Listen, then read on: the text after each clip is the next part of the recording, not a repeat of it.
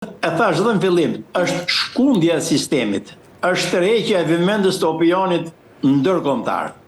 Bile këtu gjej rastin disa keqadashës që relativizojnë situatën, që boni protesta e shkarkoi Ramën, këto janë ta shohësh me naivitet poshnjor çështjen.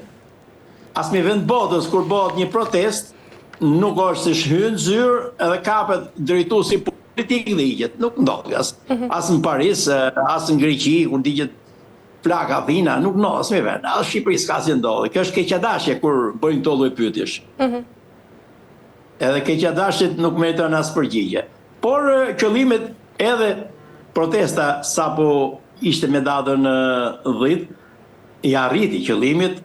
Shumë media të mëdha ndërkombëtare sensibilizuar në opinionin ndërkombëtar, po kur themi opinionin ndërkombëtar, në atë opinion ushqehen edhe politikanët e atyre shoqërive, dhe to ndryshuan qëndrim. Të fiqe për në Krushtet 6 muaj para ishte çmenduri. Sot nuk është më çmenduri, sepse një pjesë e madhe e shtetet evropiane kanë ndryshuar qëndrim në raport me mbështetjen e qeverisë shqiptare. Kjo është merit e protestave, duhet të njohim. E qartë. Mendoni zoti Dika se protesta e organizuar, pra ajo që sapo ndodhi, ishte brenda të gjitha standardeve, pasi është thënë se janë përdorur të mitur, janë përdorur fëmijët në vijën e parë të protestës dhe aty ku ka përshkallëzuar edhe dhuna?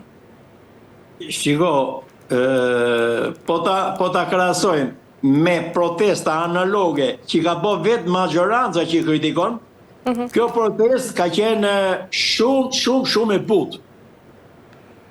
Po edhe në vendet më demokratike të Evropës, protestat janë protesta.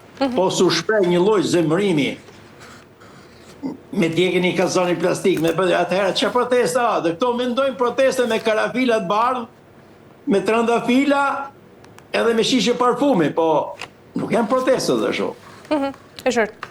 Mendoni se i gjithë rasti dhe këto zhvillime të fundit që kanë ndodhur tashmë në vendin tonë mund të përdoren si provë e kapjes së shtetit? Unë mendoj që kapja e shtetit Shqipëri nuk ka nevojë për prova të reja. Prova më të mëdha që një kryeminist e mron presidentin pa asnjë lloj kolegjialiteti, siç e ka mëruar Edi Rama 2 herë rresht presidentët. Që të shesi ishuj, të shesi copa bregdetje, të bëjë marrëveshje, të japi koncesione territoriale për qendra refugjatësh, pas një lloj diskutimi social. Në Shqipëri kanë harruar shihen, çdo thotë që edhe populli të jetë pjesë e vendimarrjes për interesat e tij. Edi Rama kujton se është pronar i popullit shqiptar. Nga mënyra se si sillet, se si i trajton shqiptarët, ai si pronar. Në fakt, politikanët nuk janë pronar, po janë zgjedhur aty për të shërbyer qytetarëve. Përndryshe, vendimet me sensibilitet me rëndësi për fatin e qytetarëve merren dhe me referendume.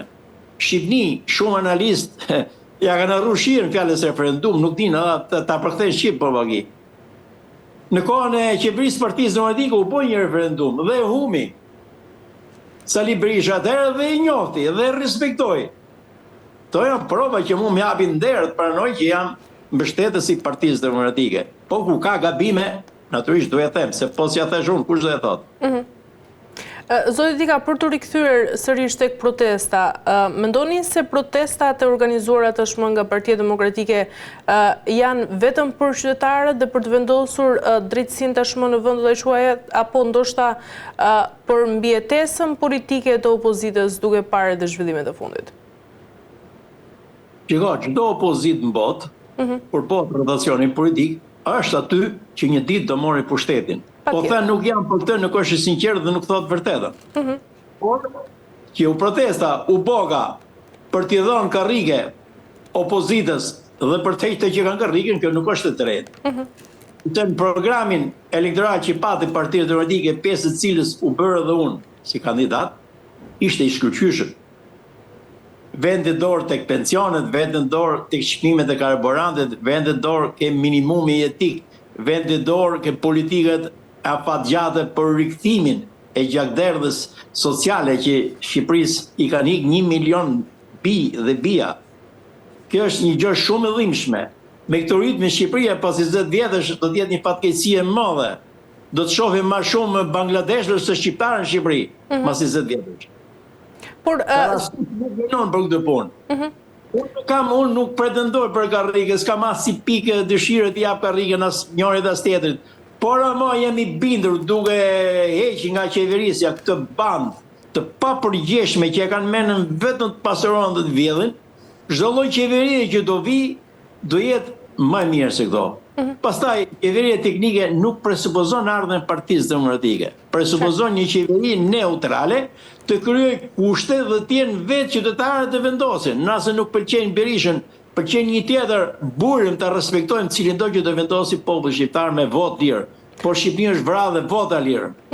Po, por zotë Dika, pse qytetarët duhet t'i besojnë sot Partisë Demokratike, kur shumë prej tyre janë zhgënjur edhe nga qeverisit e mëparshme?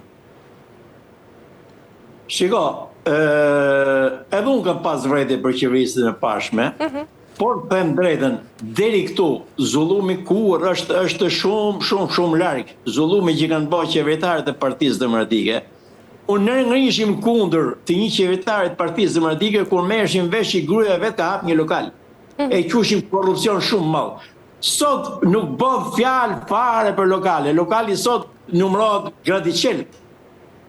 Sot dhuratat janë marramence, sot shqipat janë marramence. Tu akuzojnë akoma, po tu gazetarët e investimit do të bëjnë një farë pune. U ka avu tabel qiti rruga Kombit, se gjatë punimeve në një segment caktuar ku pati vështirësi reale u ngrejtimi rrugës. Edhe u ka bërë nomi atëherë. Po burim le të marrë një krahasim sot. Sa lek ka shpenzuar kohën kur ishte ministri i transportit Lulzim Basha në qeverinë demokratike dhe sa i bën kilometri linear sot autostradës Shqipëni. Sa shumë janë vjedhur me rrugës Shqipëni. Pastaj shohin to që pa akuzohen edhe qeverinë e Partisë Demokratike. Në sa tratë është shem rruga Kombit apo tunelet e rrugës Kombit dhe si po shemën rrugët që po bën Belin në Balluku për ditë. Po shemën bankinët, po qajnë tunelet, po rrjedhin ujë, po ka pasiguri. Këto e kanë vrarë Shqipërinë edhe për kohën që s'do jenë, jo për kohën që janë. I kanë vrarë dhe të armën Shqipërisë. E qartë, por në këtë protestë ka disa objektiva, pra ashtu si thatë edhe ju. Në rast se këto kërkesa nuk do të merren parasysh, zoti Dika, a mundet ose a rrezikon opozita të radikalizohet? Nuk radikalizohet opozita, radikalizohet vetë shoqëria shqiptare. Ti, kur shkon me negociu me një komshi, për një padrejtësi që e ke fqinjën tatë tek shtëpia, dhe ai të përgjigjet shumë keq, edhe ti i radikalizon veprimet tuaja. Edhe qeveria, populli, qytetarët nuk janë armiku, janë ato me të cilët takset e tyre këto jetojnë në pushtet. Nuk trajtohet qytetarët si që i trajtojnë këto. Duke fut policë civil, të infiltrum, duke godit, duke rrëby njerëz si për ringjiereve. To janë skena që edhe ne që jemi e shtetit na irritojnë. Na irritojnë vërtet. E qartë. Mirë, zoti Dika, për të mbyllur, ndërkaq, pyetja e fundit. Nëse nesër, mbas këtyre protestave që do të organizohen, qeveria nuk do të ketë një reagim, cili është hapi konkret i radhës pra i Partisë Demokratike? Do të kemi një përshkallëzim tjetër apo do të kemi një tërheqje të këtyre protestave? Kur fudhësh një lojë, tërheqje nuk ka. Ka vetëm përshkallëzim. Ndryshe nuk mund të jenë opozitë. Do dalë që jenë bashkë fajtor edhe bashkë përfitues në intereset ekonomike të kësaj magjorance. Në rast se do të thyet, do ketë vetëm përpara dhe asnjë gjë tjetër.